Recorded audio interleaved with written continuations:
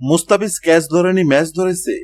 ম্যাচের উপস্থাপকের কঠিন প্রশ্নে মুস্তাফিজকে নিয়ে কেমন মন্তব্য করল শ্রীলঙ্কার অধিনায়ক। শ্রীলঙ্কার বিপক্ষে টস হেরে ব্যাট করতে নেমে 248 রানে অল আউট হয় বাংলাদেশ। শুরুটা ভালো হলেও ওপেনার পারভেজ হোসেন ইমন 69 বলে 77 রানের ইনিংস খেলে আউট হন। তাহিদ হৃদয় 51 রানের গুরুত্বপূর্ণ ইনিংস খেলেন। এছাড়া তানজিম সাকিব শেষ দিকে 21 বলে 33 রান করে অপরাজিত ছিলেন। লক্ষ্য তাড়া করতে নেমে শুরুতে উইকেট হারায় শ্রীলঙ্কা। 6 রানে প্রাথমিক সংখ্যাকে এলবিডব্লিউ করেন তানজিম সাকিব। এরপর তানভীর ইসলাম তার ঘূর্ণিতে মাদসংখ্যা কুশাল মেন্ডিস, বেল্লাকে এবং থিকসেনাকে ফিরিয়ে দেন। এক পর্যায়ে 170 রানে 8 উইকেট হারিয়ে হারের সংখ্যায় পড়ে যায় স্বাগতিকরা। তবে জানিত প্লেয়ার লাগে একাই লড়াই চালিয়ে যান।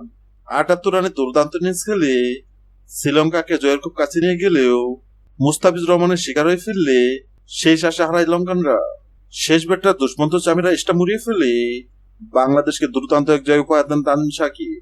বাংলাদেশের বিপক্ষে ম্যাচ হারার পর উপস্থাপকের কঠিন প্রশ্নে শ্রীলঙ্কার অধিনায়ক বলেন, শেষ দিকে জেনিত প্লেয়ার লাগের একের পর এক বাউন্ডারিতে আমরা জয়ের স্বপ্ন দেখছিলাম, কিন্তু মুস্তাফিজের বোলিং যেন কাল হলো। 47তম ওভারে বোলিং এসে প্রথম বলে 6 হজম করলেও নিজে দ্বিতীয় বলে জেনিত প্লেয়ার লাগেকে নিজেই ক্যাচ ধরে আউট করলেন। এই ক্যাচটা মুস্তাফিজ শুধু ক্যাচ ধরেনি, ম্যাচও ধরেছে।